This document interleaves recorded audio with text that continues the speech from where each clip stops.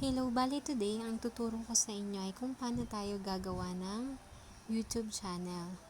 Bali, ito yung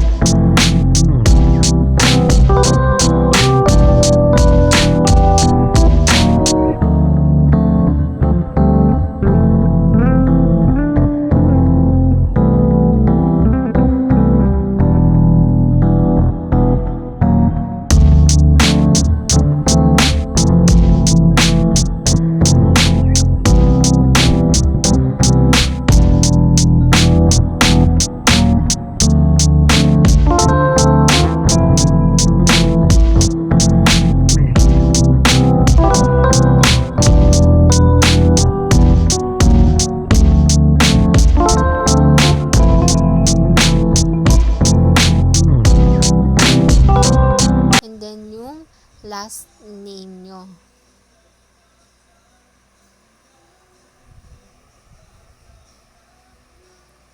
Pag na-type nyo na yung first name and last name, ang isa-select nyo lang ay itong next dyan sa lower right. Yan, select nyo lang yung next. And then dito naman, ilalagay nyo lang yung birthday nyo.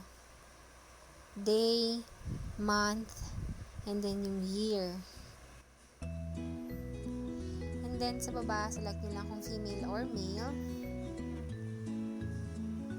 Ayan.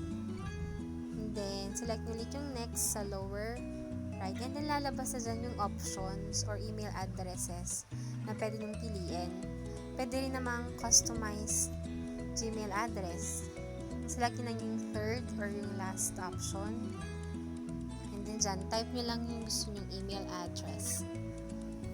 So, ito-type ko dito sa akin. Crafty Party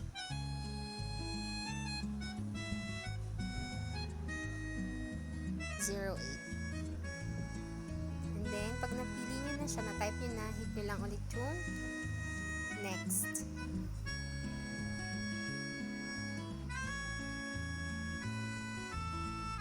Then, i-ask lang kayo kung ano yung password na gagamitin nyo.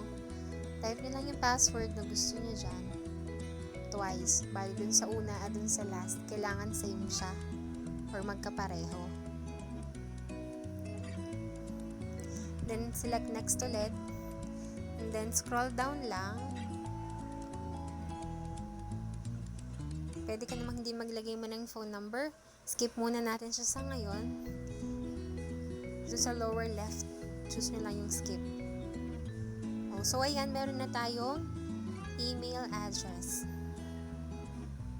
Nandun sa taas. Then, scroll down ulit. And then, select nyo lang yung I agree. Then, sa lower right. Yan, select nyo lang yan.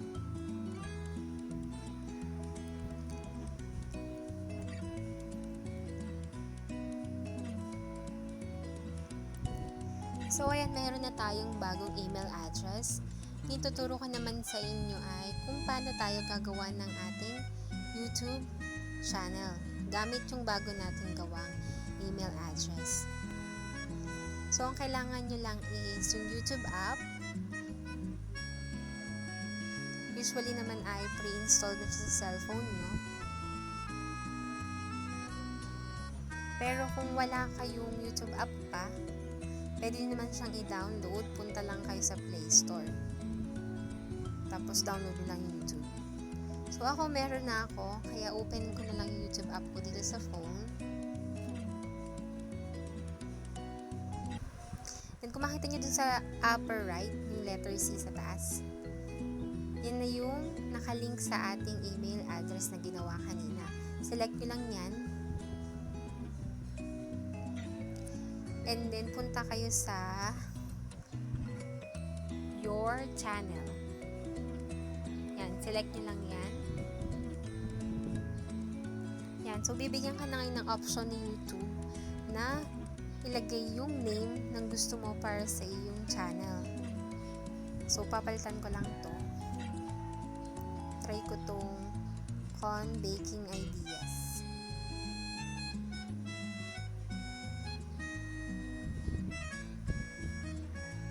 So, ayan, may naisip na akong name. And then, dito sa baba, create channel. Select nyo lang siya. Create channel.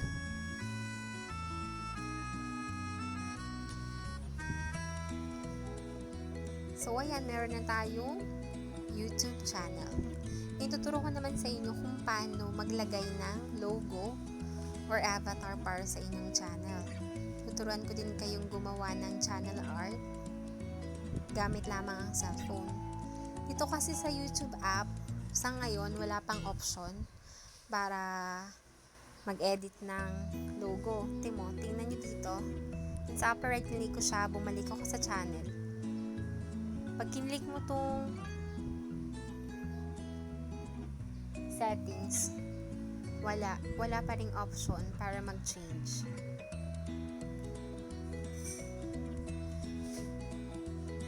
Try nyo i-click tong nasa taas. Akala ko kasi una, i-click lang din yan. Pero wala din siyang option para mag-change ng logo or ng channel art dito. Kahit yung settings sa taas, wala talaga siyang option. So, ang gagawin natin, i-close muna natin itong ating YouTube app. Pupunta muna tayo sa ating browser.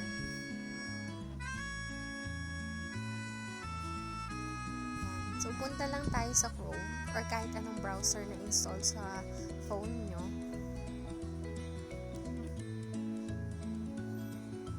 Tapos, pag na-open nyo na yung Chrome, dyan tayo mag-open ng ating YouTube channel. So, type nyo lang yung youtube.com sa address bar.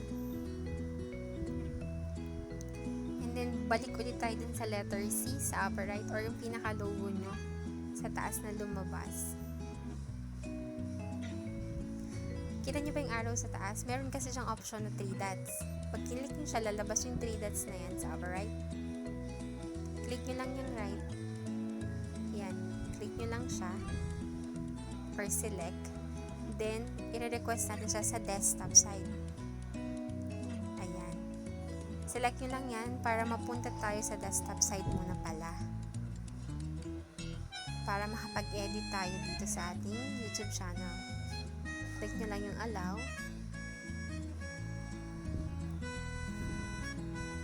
So, pwede naman kayong mag-zoom in and zoom out dito kasi medyo maliliit yung font niya or yung mga sulat kasi nga nasa desktop site natin.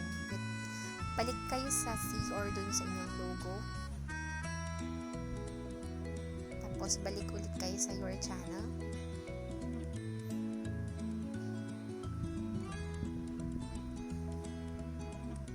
Then, zoom in, zoom out lang para makita natin yung mga options. Tapos, drag nyo lang siya left or sa right. Punta tayo sa customize channel.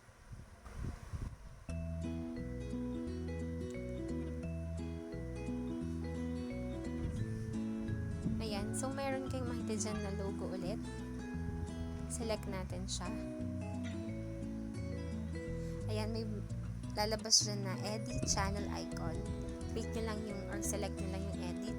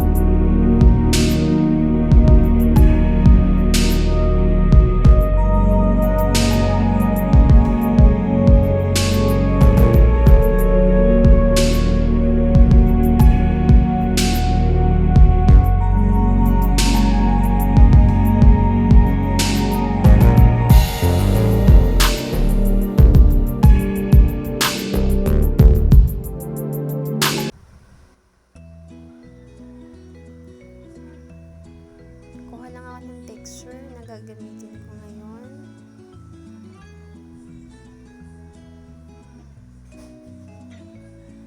So, ito na yung pipiliin ko, yung logo ng page ko para same na rin siya. Then, check nyo lang yung check sa taas. Then, nag-upload na siya. And then, select set as profile photo. Click nyo lang yan or select nyo lang yan.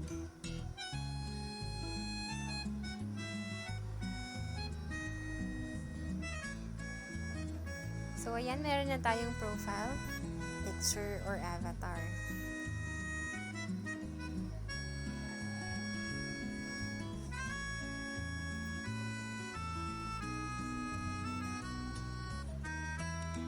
Balik lang tayo dun sa una nating tab kasi nag-open tayo ng panibagong tab nung nag-upload tayo ng profile picture. Ngayon, tuturo ko naman sa inyo kung paano gumawa ng channel art. Click nyo lang yung add channel art sa taas. Then, drag nyo lang.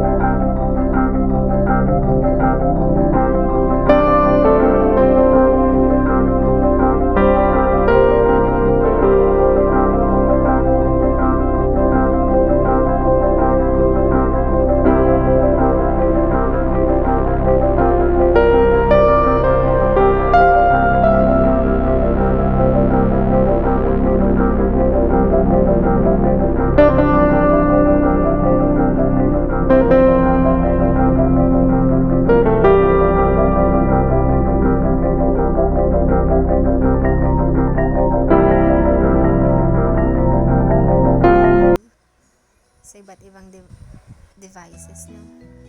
So, okay na sa akin yan. Click mo lang yung select. So, yun, meron na tayong profile picture, meron na rin tayong channel art. Bali, hindi pa lang siya nare-refresh dito sa ating browser.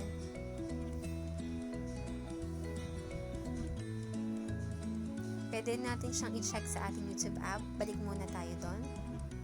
Open ulit natin YouTube app. Then, slide lang tayo or scroll down para ma-refresh. And then, try natin open yung ating account. Ayan. So, makikita nyo, dun sa aking Your Channel, mayroon na akong profile picture, mayroon na rin akong channel art. So, ready na yung channel ko, pwede na akong magdagdag ng mga videos na gusto kong i-upload. Ayun, so sana ay may natutunan kayo ngayon. Marami pa naman kayong pwedeng idagdag dito, pwede kayong magdagdag ng mga description, kung anong gusto nyo sabihin about sa inyong vlog. So, lagay ko lang dito may baking ideas. Or kung ano man yung tungkol sa vlog na gagawin. Then, click nyo lang yung done.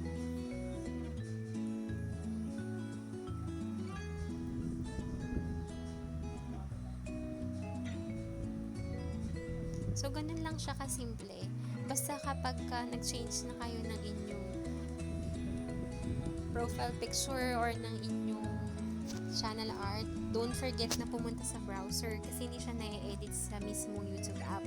Kailangan nyo pumunta sa browser, sa youtube.com, and then select nyo lang siya na request desktop site. Kailangan kasi naka-desktop site siya. So, maganda tong tinuro ko nito sa inyo kasi minsan minsan hindi naman lahat available na, or merong desktop, merong laptop. So kung wala, pwede kayong cellphone lang ang gamitin nyo. Punta lang kayo sa desktop site gamit ang inyong browser.